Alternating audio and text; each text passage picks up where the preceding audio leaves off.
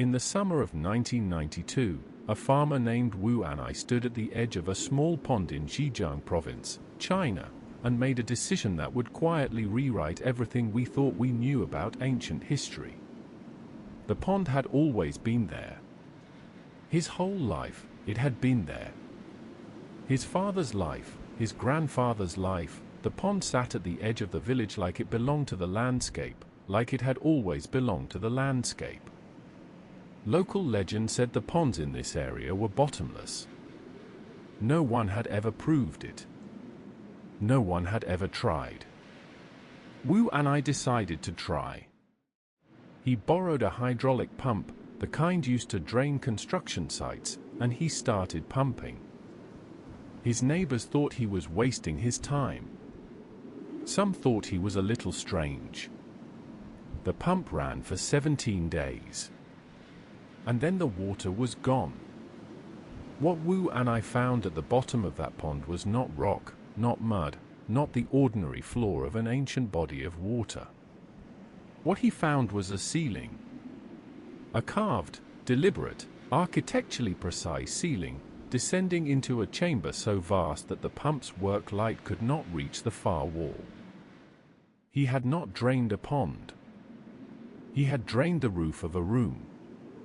In the weeks that followed, archaeologists arrived. Then engineers. Then geologists.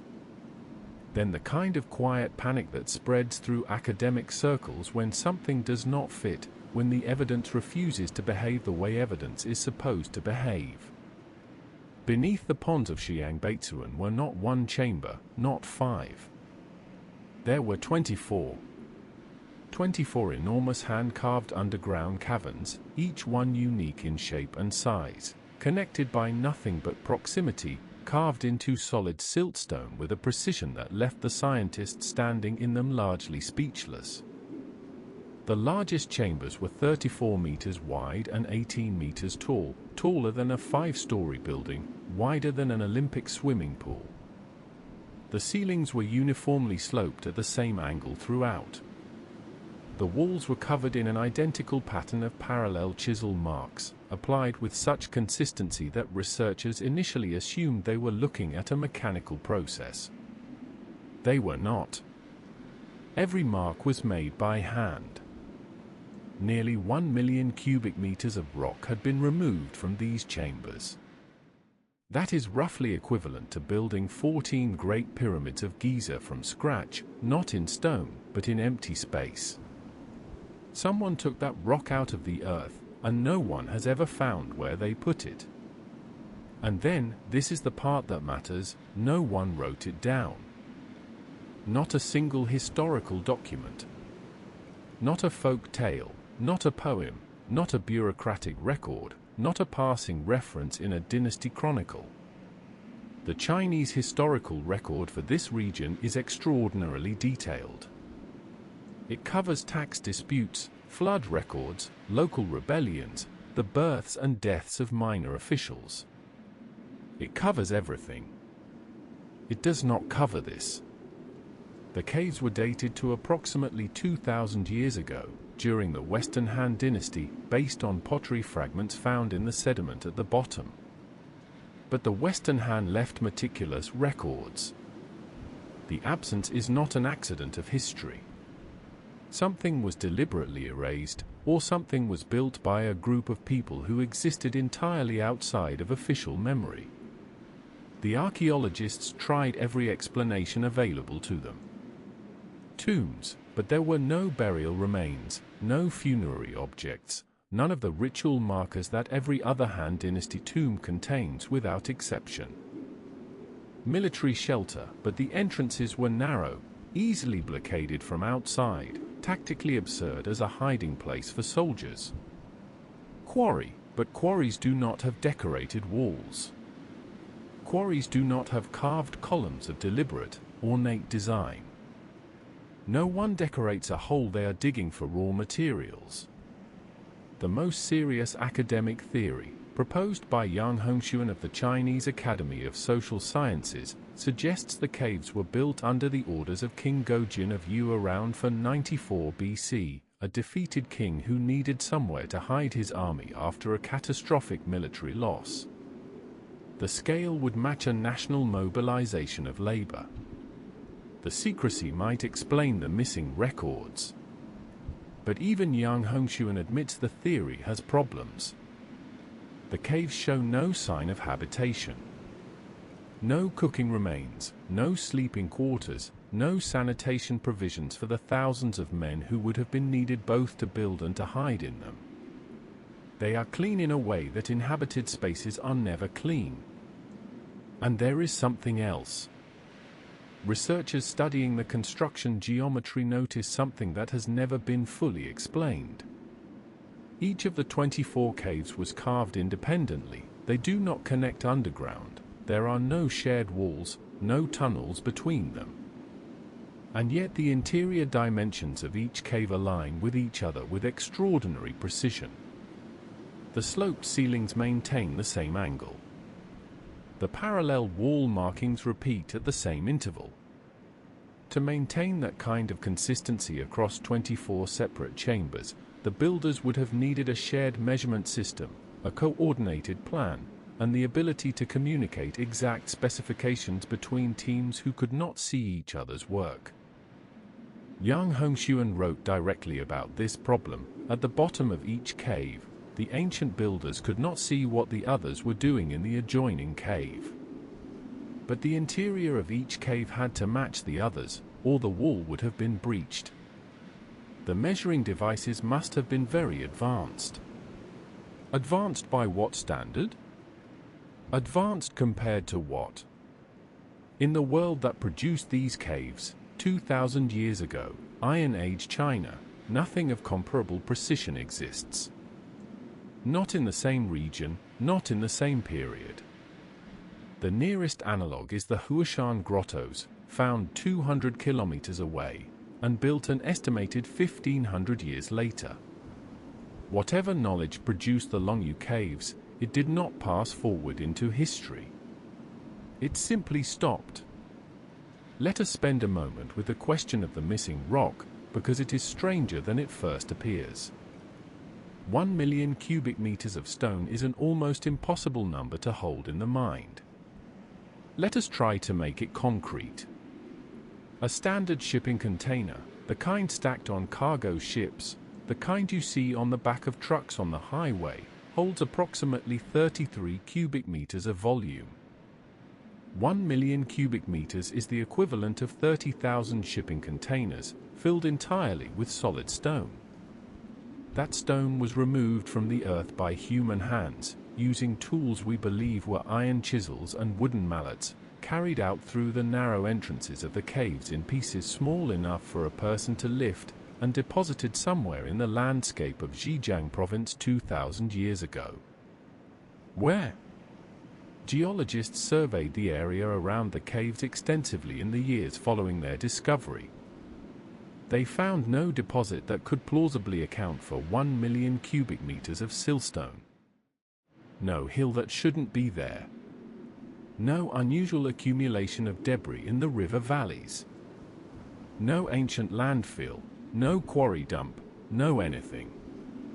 The rock that was removed from the Longyu caves is, geologically speaking, not in the vicinity. It is simply gone. There are 3 possible explanations, and none of them is entirely satisfying. The first is that the rock was used as building material elsewhere in the region, incorporated into structures that have since crumbled or been built over, distributed so widely across the landscape that no single deposit is identifiable. This is possible. It requires an enormous organizational capacity, someone coordinating the distribution of a construction material equivalent to a medium-sized mountain across a landscape that left no record of the operation, but it is technically possible. The second is that the rock was dumped in the river, carried by the current to the sea, and distributed across the ocean floor. This is also possible. Rivers carry sediment, and a sustained, directed effort over decades or centuries could, in theory, introduce enough material into the waterway to account for the missing stone without leaving an identifiable deposit. But geologists who have studied the sediment record of the relevant rivers have not found the anomaly this would require. The sediment record, for the relevant period, is unremarkable. The third possibility is the one no one writes in academic papers, but that follows logically from the available data. The rock was removed by a process we are not aware of. A technology of stone removal that left no residue, produced no deposit, and vanished from the historical record along with the civilization that used it. This is the kind of statement that academic archaeology is constitutionally unable to make. It is not falsifiable. It cannot be tested. It opens a door to speculation that the discipline rightly regards as dangerous, the door through which ancient aliens, lost civilizations, and every variety of archaeological fringe theory pours in and muddies the careful work of evidence-based scholarship. And yet, 1 million cubic meters of stone is not in the landscape around the Longyu Caves. That is a fact. And the explanation for where it went is not, currently, in the academic literature. That is also a fact. The gap between those two facts is real, and it is large, and at some point, the discomfort of acknowledging it has to be greater than the discomfort of leaving it unnamed. Something removed 1 million cubic meters of stone from the earth of Zhejiang province and did not leave it nearby. Whatever that something was, it was operating at a scale and with a method that our current understanding of 2,000-year-old China cannot account for. Not approximately. Not almost. Cannot account for at all. Now here is the part that is harder to explain, the part where the history becomes something else, something older and stranger than archaeology. The chisel marks on the walls of the Longyu Caves are not random. They are not the natural result of excavation, not the chaotic scraping of workers in a hurry. They are deliberate patterns, parallel lines repeated across every surface with a consistency that some researchers have described as almost musical. Regular. Rhythmic. Intentional in a way that goes beyond structural necessity. No one has decoded them. No one knows what they mean. They may mean nothing. But they are there, covering every wall of every chamber, in a pattern that no one ordered for any purpose that anyone can name. In the years since the discovery, several fringe theorists, people outside the academy, people the academy does not take seriously, have made a different argument. They look at the scale of the work, the missing records, the impossibly consistent geometry, the meaningless yet deliberate wall patterns, and they suggest something that mainstream science categorically rejects. They suggest the caves were not built for human use at all. They suggest the caves were built according to specifications provided from somewhere else. The Anunnaki theorists point to Mesopotamian mythology, to the ancient Sumerian texts that describe beings from the heavens who descended to Earth and shared knowledge of engineering and construction with early human civilizations. They point to the fact that Longyu, like several other ancient mega-construction sites around the world, has no origin story in the human record, because, they argue, the humans who built it were following instructions, not inventing technique. This is not a theory that survives peer review. It is not supposed to. But it persists, not because the evidence demands it, but because the absence of evidence demands something. 1 million cubic meters of rock. 24 perfect chambers. 2,000 years of silence. Something was here. Something that understood precision, that valued it, that built it into stone with a patience and consistency that borders on the inhuman.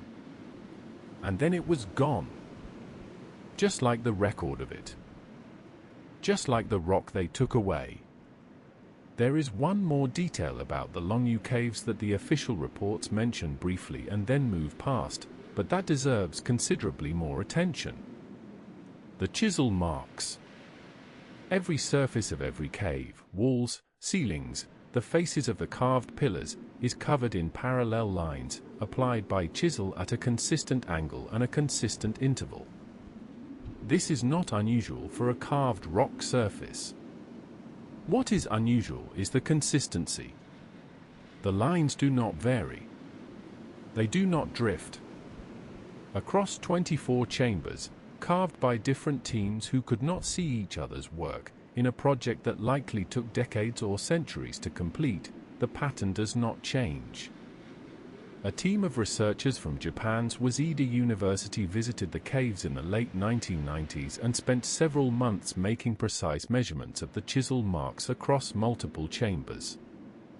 Their finding was unusual enough that it appeared in their report with a kind of academic understatement, the language of people who have found something they are not entirely sure how to characterize. The marks in each chamber, they found, maintained the same angle to within less than 1 degree of deviation. The same interval across the breadth of the entire complex. This level of consistency, maintained across separate teams working in separate chambers without shared sightlines, requires either an extraordinary and shared standard of practice, a manual, a template, a set of instructions precise enough to function like programming, or it requires that the people making the marks were following a pattern they could all see from somewhere. That they had, in other words, a view of the whole that their physical position inside the chambers should not have permitted. Researchers have noted that the chisel marks at Longyu bear a striking resemblance, not identical, but structurally similar, to the tool marks found on the interior walls of certain ancient Andean structures in Peru. The walls of Chavín de Huanta, a ceremonial complex in the highlands dating to roughly 900 BC, show a comparable regularity in their dressed stonework. The builders at Chavín used a stoneworking technique that maintains consistent surface texture across vast areas with a monotony that suggests not aesthetic choice but systematic instruction. Chavín de Huanta and Longyu are separated by 10,000 kilometers of ocean. They were built by cultures that had no known contact with each other. Their construction techniques are not identical, the materials differ, the tools differ, the architectural forms are entirely different. But the underlying principle, the insistence on a regularity that goes beyond what function requires, that seems designed to meet a standard invisible to human eyes, is the same. When this kind of parallel appears across unrelated ancient cultures, archaeologists usually explain it through what they call convergent development, the idea that similar problems produce similar solutions independently, that when humans everywhere face the challenge of dressing stone, they independently arrive at similar techniques. This is a reasonable explanation. It is the simplest explanation. But the Longyu markings are not a solution to a problem. They are not a technique for making walls stronger or ceilings more stable. They are a surface treatment, a pattern applied after the structural work is complete. There is no engineering reason for them. There is no practical reason for them. They serve no function that archaeologists have been able to identify. They are, in the most literal sense, marks left for something to see. The local people of Xiangbeizuan, after the caves were drained and opened, began to tell a story that is not in any official report but that several researchers have recorded in their field notes. It is the kind of story that circulates in the margins of a discovery, in the conversations between guides and visitors, in the comments people make when they think the academic observers are not listening.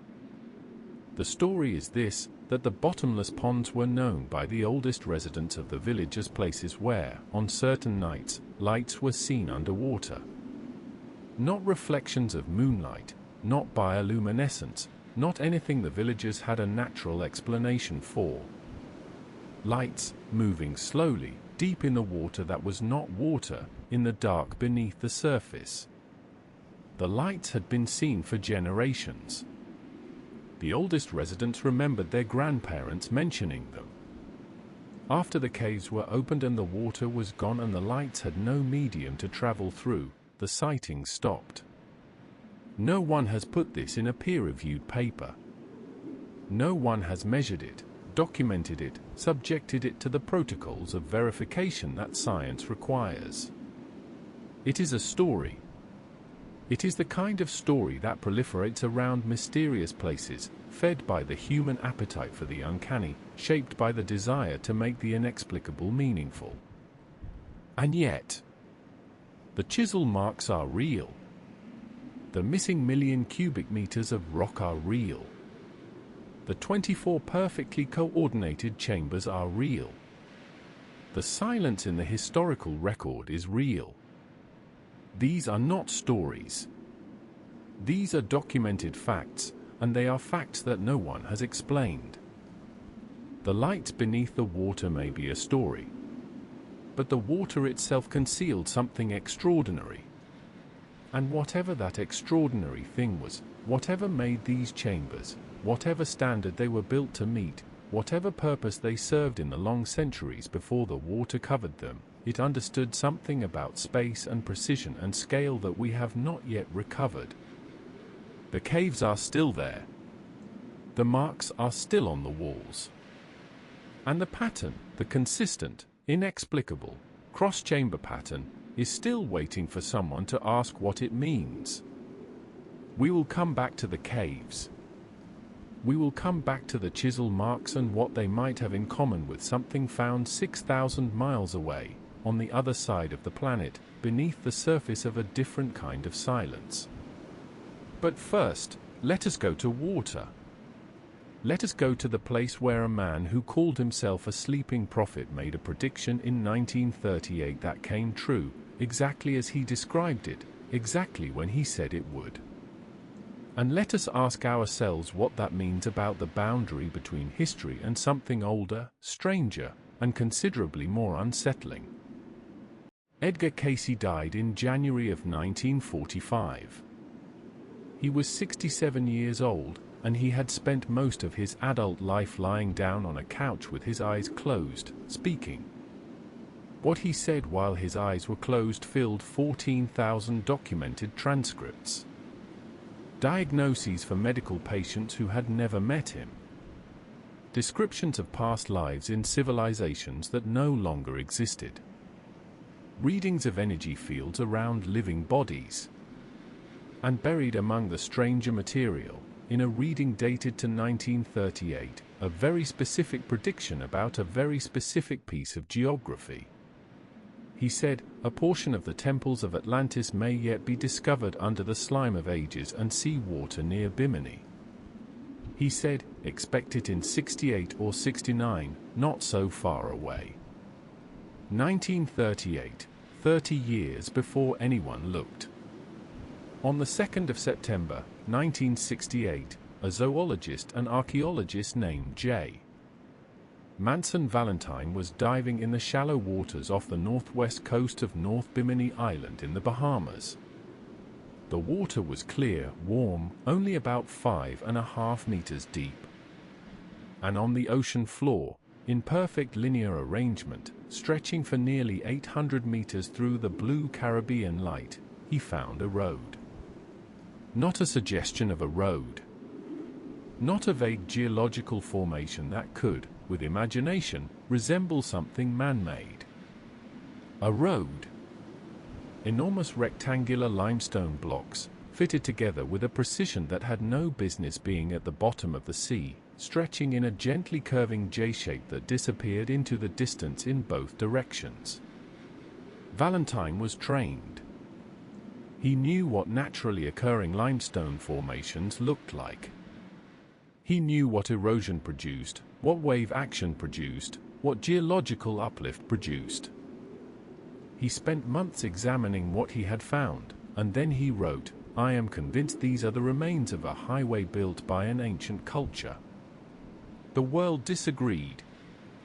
Or at least, the scientific world disagreed.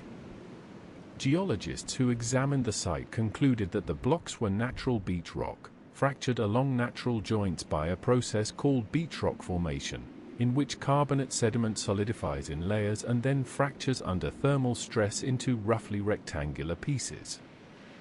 No tool marks. No evidence of human shaping.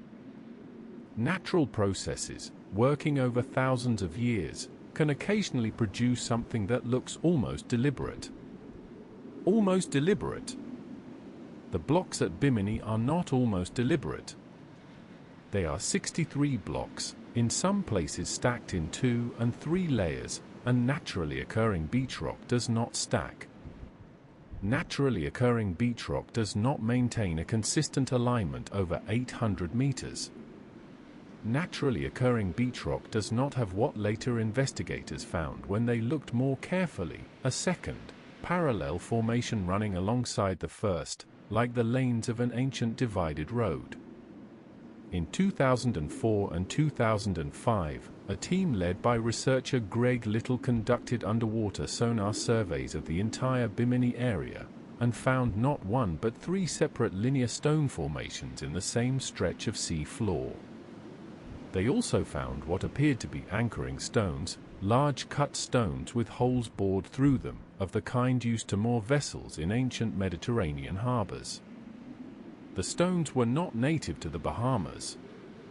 Their composition matched limestone from elsewhere, quarried, shaped, and transported to a location that was, at the time they were placed there, above water. This is the important part, at the time they were placed there, above water. 12,000 years ago, sea levels in the Caribbean were lower by approximately 60 to 100 feet. The area around Bimini was not ocean, it was land. Flat, coastal land, at the edge of what geologists believe was a much larger landmass stretching across what is now the shallow Bahamas bank. A civilization operating in that window of time, before the end of the last ice age, before the great rise in sea levels that accompanied glacial melting, could have built structures on dry ground that are now sitting on the ocean floor. 12,000 years ago. That is not ancient civilization in the way we typically use the phrase. The Egyptian pyramids are 4,500 years old. Stonehenge is 5,000. The oldest known writing is 6,000 years. We think of these as the outer edges of human history, the beginning of the record. 12,000 years ago is twice as far back as any of that. It is before agriculture, before cities, before, according to the conventional model of human development, any civilization capable of building a road. The academic consensus holds that 12,000 years ago, humans were still living in small nomadic groups, hunting and gathering, with no permanent settlements and no organized construction. And yet, the Bimini Road lies on the ocean floor at a depth consistent with submersion roughly 10 to 12,000 years ago. Its blocks are too large to have been moved without organized labor. Its alignment is too precise to be accidental. And in 1938, 3 decades before a single diver found it, a man lying on a couch in Virginia named it, located it, and gave the decade of its discovery. Edgar Cayce never visited Bimini. He never dove. He had, as far as anyone knows, no access to geological surveys of the area, no knowledge of pre-Ice Age sea level charts, no reason to know anything about the shallow waters northwest of North Bimini Island. His followers say he accessed a different kind of knowledge, the Akashic record, a concept from Hindu philosophy that he adapted into his own cosmology, the idea that all events that have ever occurred are stored in a non-physical dimension of reality, accessible to a sufficiently attuned consciousness. His critics say the prediction was a lucky guess, or a vague enough statement that confirmation was inevitable. But the prediction was not vague. It was specific about location, specific about timing, specific about what would be found. He called them temples. He said they would be found under the slime of ages and sea water. The slime of ages and sea water. In September of 1968, J. Manson Valentine pulled encrusted marine growth off one of the Bimini blocks and looked at the stone beneath. He looked at what was under the slime, and he called it a road. Now add this. The Bimini Road lies directly within the boundaries of the Bermuda Triangle, the roughly triangular area of ocean between Miami, Bermuda, and Puerto Rico that has accumulated, over the last century, an unusual number of unexplained disappearances of aircraft and vessels. Most disappearances attributed to the triangle have mundane explanations: weather, human error, equipment failure. The triangle is not a mystical place. But Casey, in his readings, described Atlantis as a civilization that had developed an energy technology based on crystals, a power source he called the Tuaui stone or the Firestone, a device of almost incomprehensible power that could both generate and transmit energy, and that, when misused in the final days of Atlantis, contributed to the catastrophic destruction of the continent. He claimed that remnants of this device, damaged, but not dead, still lay on the ocean floor in the Atlantic, and that they occasionally activated, and that when they did, their erratic energy fields disrupted the instruments and engines of passing aircraft and vessels. This is not science. This is not something that can be tested or verified. But it is something that was written in 1933, 10 years before the phrase Bermuda Triangle was coined, decades before the disappearances accumulated enough to become cultural mythology. What do we do with that? What do we do with a man who named a location, described its contents, gave a deadline, and was right, while simultaneously describing a mechanism for nearby anomalies that preceded the anomalies themselves? We set it aside. We put it in a folder labeled Unexplained and we move on. But the road is still there. 800 meters of rectangular limestone on the ocean floor, in water that was dry land when whatever made it was made. And the blocks are too heavy, too regular, too purposefully placed to be the work of erosion alone. And 30 years before it was found, a sleeping man described it precisely. There is a dimension of the Bimini story that rarely gets discussed in the mainstream accounts, and it concerns not the road itself but what was found around it. In the years following Valentine's initial discovery, divers working in the broader area around North Bimini found additional formations that fit less comfortably into the beach rock explanation. Some of these have been documented. Some exist primarily in the field notes of researchers who could not secure institutional support for their investigation. All of them, taken together, suggest that the Bimini Road is not an isolated formation but a fragment of something substantially larger. In 1969, 1 year after the road was first reported, a pilot flying over the Bahamas bank photographed what appeared to be large rectangular structures on the ocean floor, visible through the clear, shallow water. The photographs showed forms that several researchers identified as walls, or the foundations of walls, extending over an area much larger than the road itself. The Bahamian government, at the time preoccupied with achieving independence from Britain, did not pursue the investigation. The photographs circulated among researchers and then largely disappeared from the public record. In 2004, Greg Little's sonar survey found not just the road but multiple linear features in the same area, oriented in ways that suggested a coherent plan rather than random geological distribution. The survey also identified, in somewhat deeper water several kilometers from the road, what appeared to be a circular feature, a ring of stones, partially buried in sediment, with a diameter of roughly 50 meters. The feature was not excavated. There was no funding for excavation. It appears in Little's survey data and nowhere else. In 2012, a team of researchers working independently of Little found, in a different section of the Bahamas bank, what they described as a grid of parallel lines on the ocean floor, visible in satellite imagery during periods of unusual water clarity. The lines were measured at consistent intervals over an area of several square kilometers. Several academic journals declined to publish the finding on the grounds that the satellite imagery was insufficient to characterize the formations. The researchers published in a smaller journal. The finding received limited attention.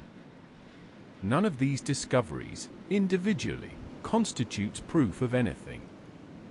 Each has alternative explanations. Geological processes in carbonate environments can produce features that resemble constructed ones. Pareidolia, the tendency of human pattern recognition to find meaningful shapes in random distributions, is a genuine cognitive phenomenon that affects researchers as well as laypeople. But the accumulation is notable. Wherever careful searchers have looked in the shallow waters of the Bahamas bank, they have found things that are slightly more ordered than they should be, slightly too regular, slightly too distributed to be random geology. The noise floor of the Bahamas bank is genuinely unusual. Something happened here, at some point, that left a residue in the structure of the ocean floor. Whether that residue is the legacy of an ancient civilization, the result of unknown geological processes, or the product of eager pattern-seeking in ambiguous data, no one has yet established. Edgar Cayce's readings about Atlantis were extensive and internally consistent in ways that are difficult to dismiss as mere fantasy. He described a civilization of enormous technical sophistication, not in the vague way of popular mythology, but with specific and unusual details. He described Atlantean energy technology based on crystalline structures that could focus and amplify natural forces, what he called the Tuaui Stone or the Great Firestone. He described its misuse as a contributor to the final destruction of the continent, an overloading of the system that triggered geological catastrophe. He also described the social structure of Atlantis with a specificity that has no obvious source in the mythological tradition he inherited. He described a conflict between two philosophical factions, one he called the Sons of the Law of One, who believed in the unity of all consciousness and the ethical responsibility that came with advanced knowledge, and another he called the Sons of Belial, who used the civilization's power for exploitation and control. He described this conflict as the central drama of Atlantean history, and its resolution, or rather, its failure to resolve, as the mechanism of the civilization's end. This is not Plato's account of Atlantis. Plato's Atlantis is a military power destroyed for its hubris in attempting to conquer Athens. Cayce's Atlantis is something considerably more complex and, in certain ways, more resonant with the kinds of civilizational failure that we recognize from our own history, the failure of knowledge to produce wisdom, the weaponization of understanding, the destruction that follows when capability outpaces ethics.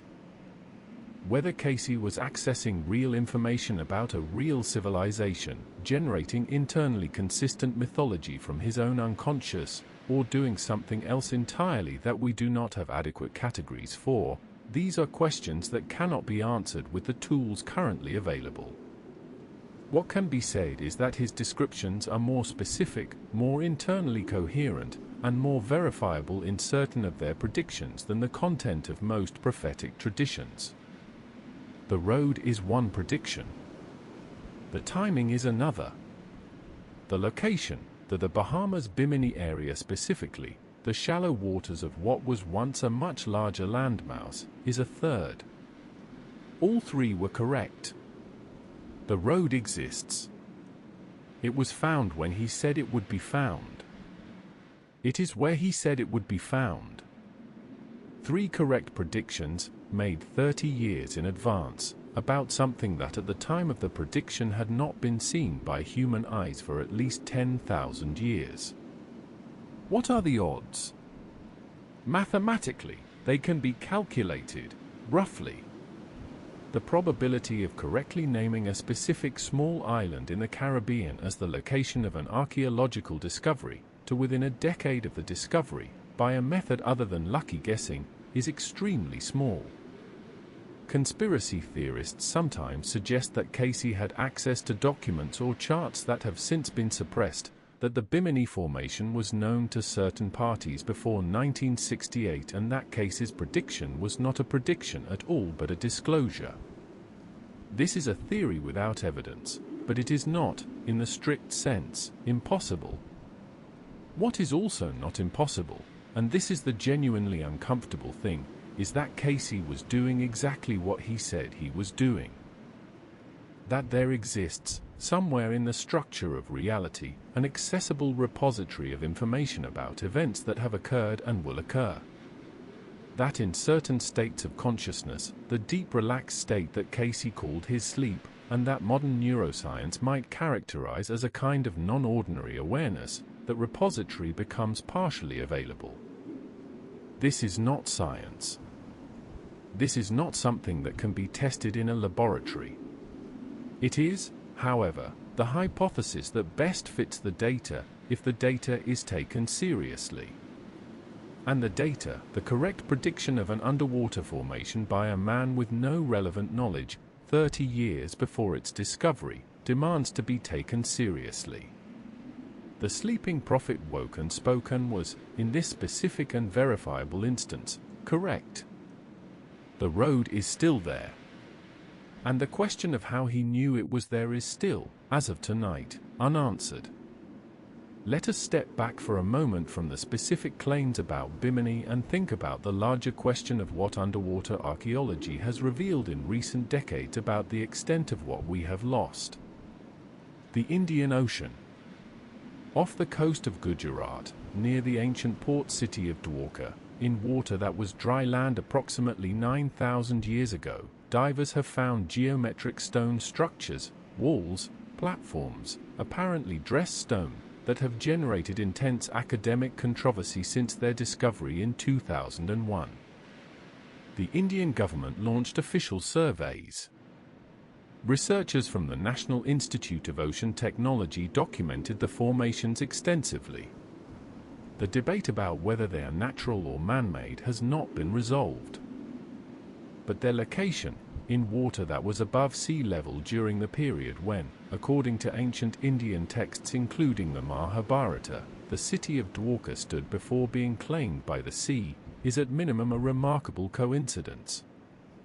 The Mediterranean. Underwater excavations off the coast of Malta, near the famous megalithic temples of Nazca and Hagokim, have found submerged stone structures at depths consistent with submersion approximately 9,000 years ago. Malta's surface temples are among the oldest freestanding stone buildings in the world, approximately 5,500 years old, predating the Egyptian pyramids. What is below the water around Malta may predate even those. The surveys are incomplete.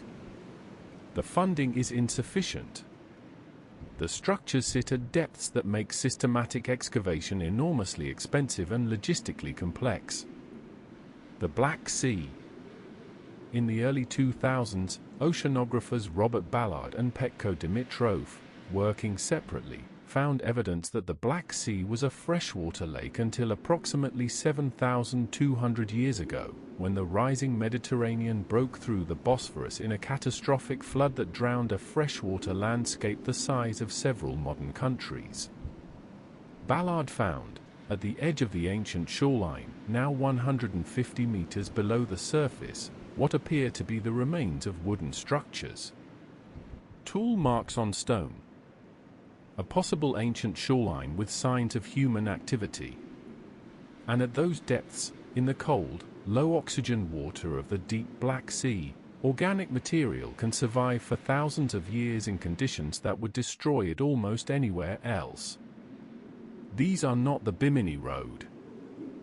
They are not individually as dramatic, not as photogenic, not as amenable to the narrative frameworks that drive popular attention. But together they constitute a pattern that cannot be dismissed. Wherever the ocean covers land that was above water during the period of major human prehistory, and wherever anyone has looked carefully, signs of human activity have been found. Not every time. Not conclusively, in every case, but often enough to justify the hypothesis that the ocean floor is the primary archive of human prehistory, and that what we think we know about where civilization began and when is based on a sample that systematically excludes the majority of the relevant evidence. The dry land of 12,000 years ago that is now underwater encompassed approximately 27 million square kilometers, an area roughly the size of North America. We have surveyed, in systematic detail, a fraction of that area. The technology to do more exists. The political will and funding to do it does not. What we might find, if we genuinely committed to the underwater archaeology of the pre-flood world with the same resources we devote to conventional land archaeology, is an open question. But the Bimini Road is a suggestion. A small, particular, stubbornly inexplicable suggestion that the answer might be larger than we are prepared for. The road is there. It is made of stone. Stone does not arrange itself into a half-mile linear formation in water that was once dry land without agency. And the agency that placed it, human, certainly, almost certainly human, was operating at a time and in a place that our current map of human history has left blank. The blank is not empty. The blank is the ocean. We are building toward something. Not an answer, there are no answers in this story. But a pattern. 3 sites, 3 continents, 3 impossible structures. Each one erased from the historical record. Each one pointing, in its own way, toward a version of human, or non-human, history that we have not been given. The 3rd site will take us to the highest desert in the world.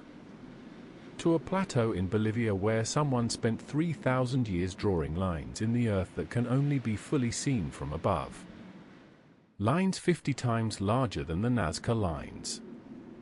Lines that most people have never heard of. Lines that go somewhere. If you were to open a satellite image of the Altiplano Plateau in western Bolivia and zoom in slowly, you would eventually see something that your brain would struggle to process. It would look, at first, like a map of some vast urban grid, thousands of straight lines crossing and recrossing each other in a dense, precise web, spreading across the landscape in every direction from the base of a snow-capped volcano called Nevado Sajama. You might assume you were looking at roads. A highway system, perhaps, or the remnant of some ancient city street plan. But there are no cities here. There have never been cities here. This is one of the most remote, inhospitable landscapes on Earth, a high-altitude desert at over 4,000 meters above sea level, cold and dry and windswept, where almost nothing grows and almost no one lives. And yet the lines are everywhere. They are called the Sajama Lines. They are the largest geoglyphs in the world, not the most famous, not the most photographed, but the largest by an enormous margin. The Nazca Lines of Peru are celebrated, analyzed, visited by millions of tourists every year, the subject of countless documentaries and theories. The Sajama Lines cover an area 15 times larger than Nazca. 16,000 kilometers of individual lines, forming a web that spans 22,000 square kilometers of desert. They were created over a period of approximately 3,000 years by the indigenous peoples of the Altiplano. Almost no one outside of Bolivia has heard of them. Each line is simple in itself. A few meters wide, made by scraping aside the dark oxidized surface of the desert to reveal the lighter rock below, the same technique used for the Nazca Lines, the same patient, labor-intensive process of clearing stone by stone across enormous distances. From the ground, standing on one of the lines, you would see nothing remarkable. A slightly pale stripe in the reddish earth, stretching toward the horizon in a direction that appears to be perfectly straight. And it is perfectly straight. Every line, across every kilometer of terrain, up slopes, down into gullies, across ridges, maintains a straightness that would challenge a modern surveyor with GPS equipment. Ancient Andean peoples, working without instruments we would recognize as precise, held a line across some of the most irregular terrain on the planet for distances that sometimes exceed 20 kilometers. The University of Pennsylvania sent researchers to study and map the Sajama lines beginning in the early 2000s. Their goal was partly preservation. The lines are vulnerable to erosion, to damage from roads and infrastructure, to the simple neglect of a site too large to fully protect.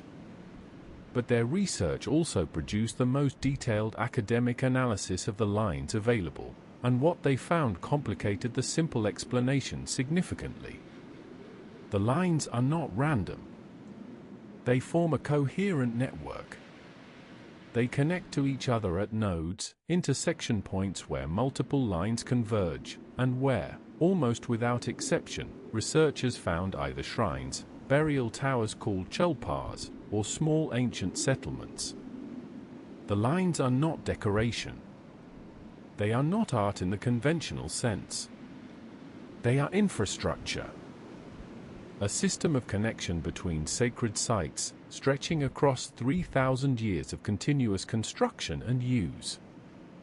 The Aymara people, who are the descendants of the cultures that built the lines and who still inhabit the region, describe them as seks, sacred pathways used for pilgrimage, for connecting communities to the mountains, for navigating the landscape in a way that was simultaneously practical and spiritual. The mountains here, especially Nevado Sajama, are not just geographical features. They are apas, living beings, divine presences, entities that must be honored and approached correctly. The lines are, in the Aymara understanding, the correct approach. They are the routes by which humans communicate with the sacred, and by which the sacred becomes accessible to humans. This is a coherent and profound cosmological framework. It does not require aliens. It does not require advanced lost civilizations. It is a living tradition, passed down through generations, grounded in a relationship between people and landscape that has existed for millennia. And yet, the sheer scale of the Sajama lines raises a question that the cosmological explanation does not fully answer. Not why they were made, the why is clear enough, but how? How did the builders maintain the precision of lines stretching 20 kilometers across broken terrain without the ability to see the full line from above? How did 3,000 years of construction, by multiple generations across multiple cultures, maintain a coherent network rather than a chaotic accumulation of individual lines going nowhere in particular? The same question arises at Nazca. The same question arises at every great geoglyph site on Earth. The images are designed for an overhead perspective that the builders, using any technology we attribute to them, should not have possessed. There is one theory, a human theory, no extraterrestrials required, that suggests the Andean cultures developed hot air balloon technology using materials available to them, reeds from Lake Titicaca, woven into envelopes, heated by fire. A Peruvian engineer named Julian Knott and a documentary filmmaker named Jim Woodman constructed a working balloon from period-accurate materials in 1975 and successfully flew it over the Nazca Lines. The balloon worked. It was not stable and it was not controllable, but it flew, and the altitude it reached was sufficient to see the lines from above. This is possible. It is a human possibility. But the oldest portions of the Sajama lines predate the Nazca Lines by centuries.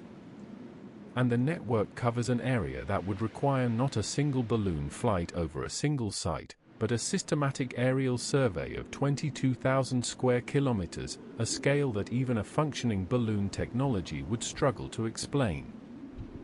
There is a scholar named William Sullivan who spent years studying the astronomical alignments of Andean sacred landscapes and wrote a book called The Secret of the Incas, in which he argued that the entire geography of the Inca Empire, the roads, the temples, the sects, the sight lines between huacas, was organized according to a cosmological map derived from the movements of stars across the Milky Way.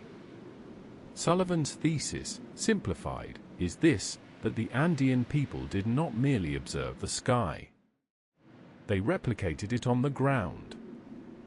That their sacred geography was a terrestrial mirror of celestial geography, with mountains and rivers and roads corresponding to stars and star clusters and the dark constellations of the Milky Way, the cloud-like dark patches between the stars that Andean astronomy recognized as distinct entities, as animals and beings whose movements and positions carried meaning.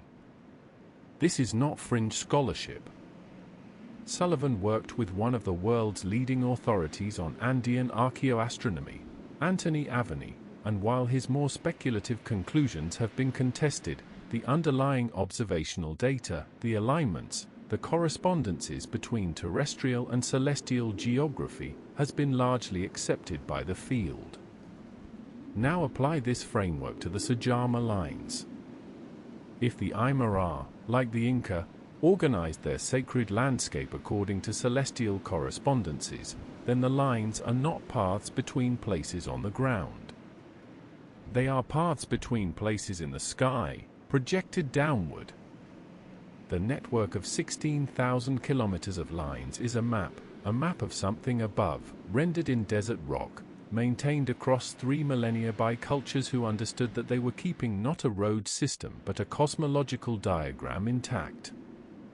The convergence nodes, where lines intersect at shrines and burial towers and ancient settlements, correspond in this reading not to practical way stations but to significant points in the celestial map, to star clusters, to the positions of important astronomical events, to the places in the sky where the gods resided. This is coherent. It is internally consistent. And it makes the question of why the lines can only be seen from above somewhat easier to answer. They were never meant to be seen by human eyes from the ground. They were meant to be seen by the sky. By the beings who lived in the sky, who were addressed through the lines, who were being shown, "Look, here, we have drawn your home on our earth. Here is where you are. Here is how we have marked your presence." The lines are not a landing strip for ancient astronauts. They are something considerably more sophisticated, a devotional technology. A means of establishing and maintaining a relationship with entities understood to inhabit the sky, by making their domain visible and honored on the surface of the earth. Whether those sky beings were gods in the theological sense, ancestors in the ancestral veneration sense, astronomical abstractions, or something more literally present, something physical, something that arrived and departed in the way that Aymara oral traditions sometimes suggest, the lines are the response. The human answer to something that came from above. The 3,000-year maintenance of the Sajama lines is, in this reading, not a mystery of engineering but a mystery of faith, or of memory. Someone, generation after generation, kept scraping the dark oxidized rock away from the lighter substrate, keeping the lines visible, keeping the network intact, because something was remembered about why they needed to be there. Not just tradition. Not just habit. Something that felt, to the people maintaining it, like necessity. You maintain a road because people use it. You maintain a shrine because a presence occupies it. For 3,000 years, the Aymara maintained the Sajama lines the way you maintain something that you believe is occupied. That you believe is watched. That you believe, if allowed to fall into disrepair, would notice. There is a category of experience that appears across all cultures, in all historical periods, that has no adequate name in modern English. The Japanese call it ma, the pregnant pause, the meaningful interval, the space that is not empty but full, that carries weight by virtue of what surrounds it rather than what it contains. The Greeks had kinoma, the void that is not absence but the precondition of presence. Many indigenous traditions speak of the living quality of landscape, not as metaphor, not as poetic attribution, but as descriptive fact. The land has memory. The land has attention. The land, at certain places and certain times, notices you. The Sajama Plateau, at 4,000 meters above sea level, in the cold clear air of the Bolivian Altiplano, is the kind of place that tends to produce this sensation even in people who arrive without the framework to name it. The silence is different there. The scale is different. The mountain, Nevado Sajama, the APU, is present in a way that mountains in lower landscapes are not, enormous and specific, a personality rather than a feature. Whatever the ancient Aymara were doing when they made the lines, they were doing it in the presence of something they took very seriously. Something they maintained contact with for 3,000 years. Something they left marks for on the floor of the world's largest high-altitude desert, in patterns readable only from above.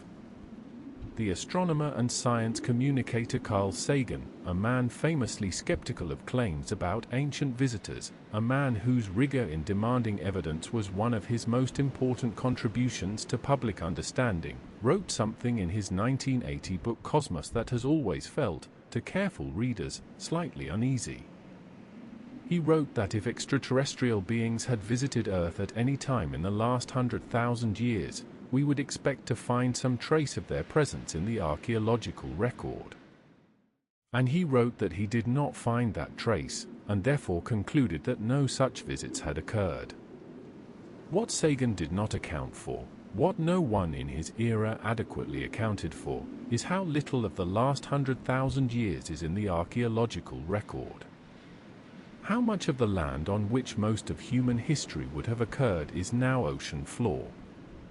How thoroughly the catastrophic sea level rise of 12,000 years ago would have eliminated the material evidence of anything that occurred before it on low-lying coastal land. And how the tools available to him in 1980, before satellite archaeology, before underwater LIDAR, before the acoustic seabed mapping technology that has transformed what we can see on the ocean floor, were wholly inadequate to the search he was implicitly declaring complete. We are not arguing that Sagan was wrong about the absence of evidence. We are pointing out that the absence of evidence is not always what it appears to be. Sometimes it is the evidence itself, evidence of an erasure so thorough that even the erasure is mostly invisible. The Sajama lines have been visible from satellites since civilian satellite imagery became available. They cover 22,000 square kilometers. They are, by any reasonable standard, among the most visible and unmissable large-scale features on the surface of South America. And they were not part of the global conversation about ancient mysteries until relatively recently, not because they were hidden, but because no one was looking. What else are we not looking at? The answer to that question, if it were possible to formulate one, might be the most important discovery in human history. Not because it would require extraterrestrials. Not because it would overturn everything we know. But because it would require us to revise our understanding of human capacity in ways that are actually quite hopeful, quite astonishing, and quite consistent with the most ambitious possibilities of what minds like ours are capable of when given sufficient time and sufficient motivation. The minds that built the Longyou caves were human minds, almost certainly. The minds that built the Bimini Road were human minds, in all probability. The minds that drew the Sajama lines were unambiguously human minds. Their descendants still live in Bolivia, still honor the lines, still speak of the Apus and the sky paths in the language passed down through 100 generations. These were minds like ours, working with stone and bone and intention and the same basic architecture of consciousness that produces our mathematics, our cathedrals, our philosophical systems, our best understanding of the cosmos. What they knew that we do not know is not magic. It is not alien technology. It is human wisdom, built over long periods we have not credited, maintained by traditions we have not preserved, encoded in stone and desert rock and ocean floor in marks that are still waiting to be read. The erased world was a human world. The wisdom that produced it was human wisdom. And the capacity to recover it, slowly, carefully, with the full weight of everything we have learned since, is also, finally, human. The lines are a message. We have not, yet, been able to read it. Here is what the alien theorists say. And listen carefully, because underneath the theory is a real question. They say, structures visible only from above suggest either that the builders could see from above, or that the builders were designing them for something that could see from above. If the builders could not see from above using any technology we can identify, then the second possibility deserves consideration. The lines were not made to be seen by the people who made them. They were made to be seen by something else. The Aymara tradition, in some of its older oral forms, speaks of beings who came down from the sky, not gods in an abstract religious sense, but physical presences, entities that arrived and departed, that taught and instructed and then left. The lines, in some tellings, are the paths where those beings walked. The straight lines going nowhere visible are routes that only make sense if you are arriving from above, landing corridors, approach paths, a navigational system for a kind of travel that has no human name. This is mythology. It is not archaeology. It cannot be verified. But the Aymara are not alone in this tradition. The Dogon of Mali describes star visitors. The Hopi describe Kachina beings who came from the sky. The Vedic texts describe Vimanas, flying craft of extraordinary capability. Every major ancient culture on Earth, on every continent, has in its mythology some version of the story of visitors from above. Mythology is not evidence. But when every culture independently produces the same story, the convergence is at minimum a data point.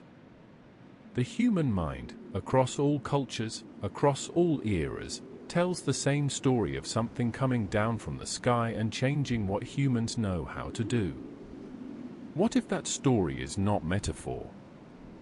What if it is, imperfectly, inaccurately, filtered through thousands of years of retelling and cultural transformation, memory?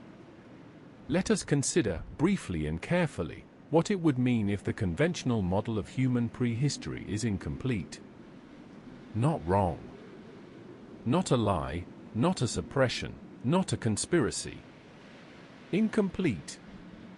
The conventional model holds that anatomically modern humans have existed for roughly 300,000 years.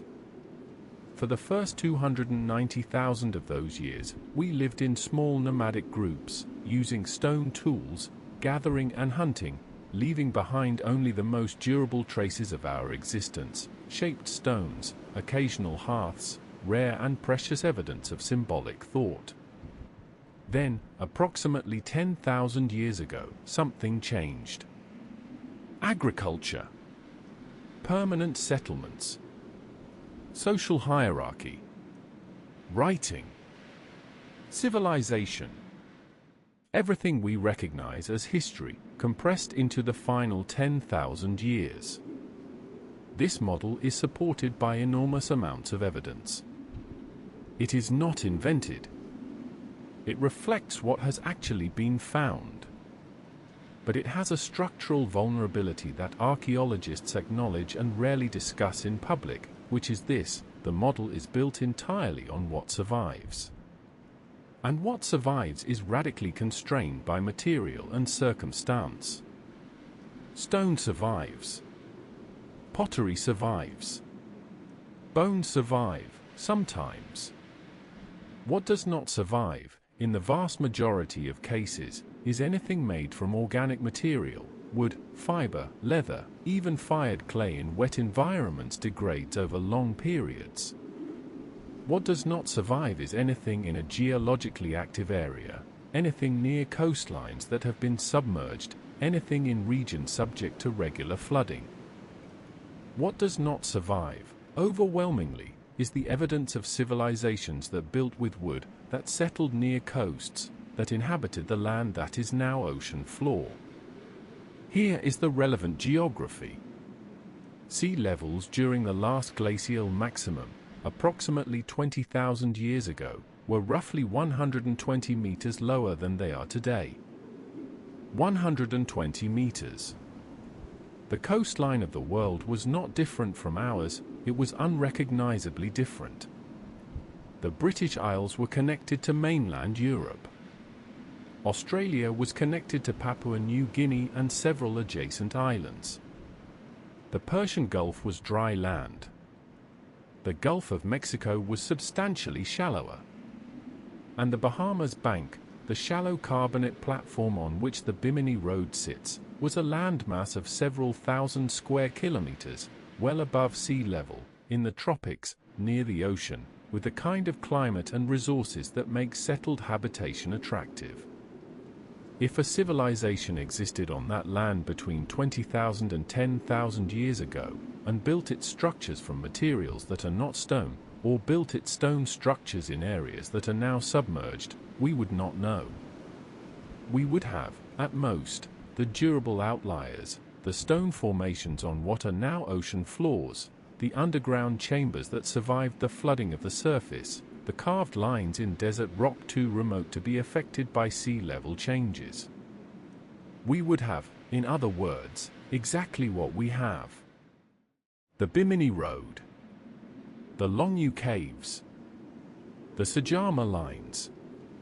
This is not an argument that such a civilization existed.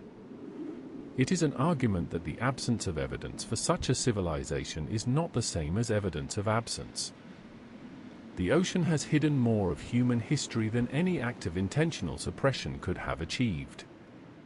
The sea is the world's most thorough archivist, and its archive is not accessible to us. What is accessible is what survived above the water line, or below it in conditions that preserved stone. And what survived, these three sites, and the handful of others like them scattered across the archaeological record, all share the quality of being far more sophisticated than the standard model of their epoch should permit. Far more precise. Far more coordinated. Far more clearly the product of minds working toward long-range goals with resources and knowledge that the model cannot easily account for. We are not arguing for ancient aliens tonight. We are not dismissing the extraordinary ingenuity of ancient human cultures. What we are suggesting is more modest and more unsettling, that the story we tell ourselves about where we come from is missing chapters. That the gaps in the record are not empty. That the erased world was a real world, built by real minds, for real purposes that we have not yet recovered. The Aymara elder who maintained the Nazca Lines in the 15th century, who scraped the dark stone away from the light and kept the path visible for something in the sky, what did she know that we have forgotten? The builders of the Longyou Caves, who carved 1 million cubic meters of stone into chambers of perfect regularity and then vanished from history without a trace, what were they building toward, and for whom? The civilization that built a road on dry land and watched it disappear beneath rising seas, leaving behind only the most durable fragment of its infrastructure, what story was it telling? We do not know. We may never know. The ocean keeps its archive closed, and history has already demonstrated its willingness to forget things of this magnitude. But here is what we can say. Across 3 continents, separated by vast distances and thousands of years, something was at work that understood precision, scale, and coordination at a level that we struggle to account for. Whatever it was, human intelligence operating at a peak we have not credited it with, or something else, something we do not have adequate categories for, it left its marks. on the walls of underground chambers, on the floor of the Caribbean Sea, in the rock of the highest desert in the world. The marks are still there. The silence around them is still there. And tonight, lying in the dark, somewhere between waking and sleep, the question is still there too. What was here before us? What, perhaps, is still here? And what are we not seeing, because we have not yet learned how to look from high enough above? We will not answer that question tonight. We cannot answer it tonight. But we can put it on the table, and we can take it with us into the final part of this journey, the part where the three sites we have visited begin to speak to each other. The part where the pattern becomes visible. Because there is a pattern. And it is not subtle. Let us go back to the beginning. Let us put three things on a table and look at them. A network of underground chambers in China, carved 2,000 years ago with impossible precision by an unknown culture that left no record of its existence. Nearly 1 million cubic meters of displaced rock, and no one knows where it went. A road on the ocean floor in the Bahamas, built on land that was above water 12,000 years ago, named and located 30 years before its discovery by a man who accessed his information through an unknown means, in water that sits at the corner of the world's most persistently anomalous stretch of ocean. A web of perfectly straight lines in the Bolivian desert, larger than any other geoglyph complex in the world, maintained across 3,000 years with a precision that the builders, from the ground, should not have been able to verify, lines that, like the caves and like the road, are absent from mainstream historical consciousness despite being among the most extraordinary constructed features on the surface of the Earth. 3 sites. 3 continents, Asia, the Americas again. 3 wildly different cultures, 3 different epochs, 3 different methods, 3 different apparent purposes. And several shared characteristics that should give us pause. The first characteristic they share is scale. Not monumental scale in the way we usually mean the word, not the self-evident grandeur of a cathedral or a pyramid. Something stranger. Each of these sites is enormous in a way that serves no audience. The Longyu caves are underground, no one sees them from outside. The Bimini Road is underwater, no one sees it from the surface. The Nazca Lines are visible only from above, no one sees them from the ground. The scale of each structure is calibrated for a perspective that the builders, as we understand them, did not possess. Monuments are built to be seen. These 3 sites were built to be experienced from a vantage point that their builders could not occupy. That is either a coincidence, or it is a design principle. And if it is a design principle, it implies something about who the design was for. The second characteristic they share is erasure. Not the natural erasure of time, not the slow degradation of organic material, not the collapse of wooden structures into soil. Each of these sites was actively forgotten. The Longyu caves were submerged beneath water for centuries and removed from all historical memory. The Bimini Road sat at a depth visible to any diver for 12,000 years and was not brought into cultural awareness until 1968. The Nazca Lines, despite covering 22,000 square kilometers of South America, appear in almost no popular history of the continent, in almost no archaeological curriculum, in almost no cultural consciousness outside Bolivia. These sites were not merely undiscovered. They were erased. Someone, in each case, stopped talking about them. The record ends. The silence is deliberate in a way that random forgetting is not. The third characteristic is the most difficult to name precisely, but it is real, and the researchers who have spent time at these sites tend to mention it unprompted. Each place produces, in people who visit it, a specific and persistent emotional response. Not awe, not fear, not the wonder of beautiful architecture. Something quieter and more unsettling. The sensation of being in a place made for purposes you cannot quite grasp, by minds that were working toward goals you cannot identify, according to a logic that is just out of reach, present in the structure, embedded in the geometry, almost legible. Almost. There is a concept in information theory called signal-to-noise ratio, the proportion of meaningful information in a transmission compared to random interference. When the ratio is high, the signal is clear. When it is low, you hear static and fragments, and you cannot tell what was meant. History is very low signal-to-noise ratio. We inherit a small fraction of what happened, the parts that were written down, the parts that survived fire and flood and the indifference of subsequent generations, the parts that someone decided to preserve. Most of what happened to most people across most of human history is gone completely. Not hidden, not suppressed, simply gone, the way most things go, quietly and without ceremony. But the Longu Caves, the Bimini Road, and the Nazca Lines are not quiet. They are enormous. They required enormous effort, enormous coordination, enormous intention. They are the kind of things that do not happen accidentally, that are not produced by background noise. They are signals, strong ones, persisting across centuries and millennia. And we almost missed them.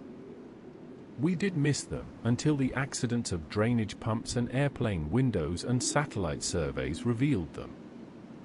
Which raises the real question. Not who built them. Not even why. But what else is there? If 3 sites of this magnitude were invisible to mainstream history until the last century, what are the reasonable odds that they are exceptional, that they are the only ones? Or is it more likely that they are the ones we happen to find? That the ocean floors, the deserts, the jungles, the underground, that these spaces contain dozens, hundreds of comparable structures, waiting for the accidental drainage, the chance flyover, the serendipitous dive. The academic model of human prehistory is built on what survives. What survives is determined partly by material, stone survives, wood does not, and partly by accident, and partly, perhaps, by intention. If someone, some group, some intelligence, some presence operating outside of what we recognize as human history, had reason to ensure that certain things were not remembered, they have been, by any measure, extraordinarily successful. There is something worth dwelling on here, before we close, something that none of the academic papers about these 3 sites have been willing to say directly, but that sits beneath all of them like a stone beneath shallow water. Every culture in human history has had a story about a time before the current time. Every culture, without exception. The ancient Greeks called it the Golden Age, the time before Kronos was overthrown, when humans and gods shared the earth and life was abundant and long. The Vedic tradition speaks of 4 yugas, for great ages of the world, and places our current epoch, the Kali Yuga, as the last and lowest, the age of darkness and forgetting that precedes renewal. The Maya had their previous suns, prior worlds, destroyed by flood and fire and wind, each one erasing the one before. The Hopi speak of 3 previous worlds, submerged beneath the water at the end of each age. Genesis speaks of a time before the flood, and people who lived for centuries. These traditions are geographically and culturally disconnected. They developed in isolation from each other, across thousands of years, on different continents, in different languages, encoded in different mythologies. And yet the structure is the same. There was a before. A time of greater knowledge, greater connection, greater proximity to powers that have since withdrawn. And a catastrophe, usually involving water, usually involving the end of a world, that separated us from that before. Mythology is not evidence. We have established that. But when the structure of a story repeats across all human cultures independently, it begins to function as something else. Not proof, but signal. The kind of persistent pattern that, in any other domain, would prompt the question, what is this a memory of? The flood traditions are the most universal. Every major ancient culture has one. Sumerian mythology has Utnapishtim and the Great Deluge that preceded him, centuries before the biblical account of Noah. Greek mythology has Deucalion, who builds an ark and survives the flood of Zeus. Mesoamerican mythology has multiple flood traditions. Hindu mythology has Manu, warned by a fish, later revealed as Vishnu, to build a boat for the coming flood. The Aboriginal Australian oral traditions contain accounts of coastal inundation that geologists have, in recent years, begun to correlate with actual sea level changes that occurred between 7,000 and 10,000 years ago. The stories are so specific, naming particular bays, particular headlands, particular features of the coastline, that researchers have concluded they constitute genuine oral history, preserved across more than 300 generations. 300 generations. The length of oral memory that Australian Aboriginal cultures maintained about the physical reshaping of their coastline, without writing, without institutions, without any of the mechanisms that our civilization uses to preserve information. 300 generations. If that level of cultural memory is possible, and the Australian data strongly suggests that it is, then the flood traditions of the ancient world are not mythology in the dismissive sense. They are records. Imperfect, transformed by retelling, decorated with the theological and symbolic frameworks of the cultures that carried them, but records, nonetheless, of something that actually happened. An event, or a series of events, that remade the coastlines of the world and erased whatever existed on the land that is now ocean. The civilization that built the Bimini Road was on that land. Whatever it built, it watched go under the water. If anyone survived, and the flood traditions suggest that some did survive, always a small group, always the carriers of crucial knowledge, they would have carried with them the memory of what had been lost. The techniques, the knowledge, the understanding of geometry and astronomy and engineering that had produced the road, the caves, the lines. And they would have done what memory does when its institutional context is destroyed, it fragments. It becomes story. It becomes mythology. It becomes the thing we call ancient wisdom, transmitted in forms that seem mystical because the practical context that gave them meaning has been submerged beneath the sea. The chisel marks on the Longyou walls. The perfect alignment of the Bimini blocks. The 3,000 years of maintained lines in the Bolivian desert. These are not separate mysteries. They are different expressions of the same thing, the persistence of a way of knowing that we lost, and are only now beginning to recognize the absence of. We build our buildings with computers and GPS and centuries of accumulated engineering science, and we cannot fully explain how the Longyou chambers were coordinated across 24 separate cavities without shared sightlines. We have satellite photography and the most sophisticated geological survey tools in history, and we did not notice the Sajama lines until they were pointed out to us. We have ocean-going research vessels and remote sensing technology and scuba equipment, and the Bimini Road sat in 5.5 meters of clear Caribbean water for 12,000 years before anyone thought to look. The things we have lost are greater than the things we have found. The ocean floor, the permafrost, the sediment layers beneath our most ancient cities, these are the archives of a longer story than we have been telling. And the 3 sites we have visited tonight are not the exceptions. They are the hints. The fragments of signal in the noise. The marks left by whatever was here before, in materials durable enough to survive the forgetting. Stone survives. The lines in desert rock survive.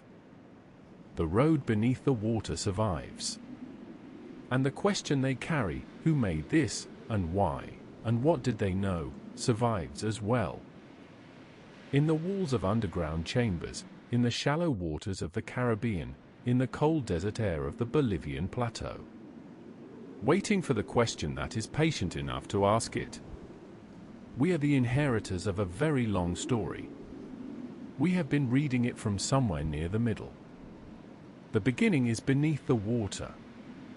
Listen to the silence. It is full of information.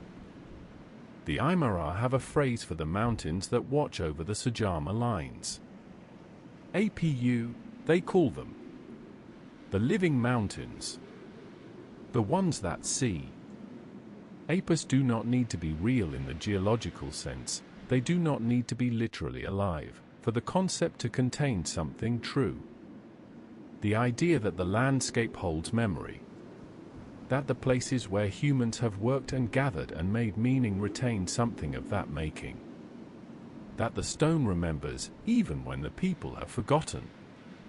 The Longyou caves are cut into stone that is 2,000 years old. The Bimini Road lies in limestone that has been on the ocean floor for 12,000 years. The Nazca Lines are scraped into desert rock that has been accumulating its dark oxidized surface for millions of years. Each site has been working, in its silence, for longer than most of human history. Waiting in the dark. Waiting under the water. Waiting to be seen from above. Something made these places. Whatever it was, it understood scale, precision, geometry, and the endurance of stone. Whatever it was, it worked in silence, left no name, and removed itself from the record with a thoroughness that should probably impress us more than it unnerves us. Whatever it was, human or not, it built things that lasted. That is not nothing. In a world where most things do not last, that is actually a great deal. We will not know tonight what the Longyou caves were for. We will not know who predicted the Bimini Road, or whether the prediction was knowledge or luck or something in between. We will not know why someone spent 3,000 years drawing lines across a desert that only makes sense from the sky. But we know the places exist. We know the silence around them is real. We know that what we do not know is not nothing, that the gaps in the record are as meaningful as the record itself. That the erased world is still there, in stone, in water, in desert rock, waiting for the question that is patient enough and quiet enough to hear whatever it answers. The caves are still there, in the dark beneath the village. The road is still there, in the green-blue water off Bimini. The lines are still there, spread across the cold Bolivian sky. And whatever made them, it worked in a silence that 3,000 years could not fully cover. Listen. Good night.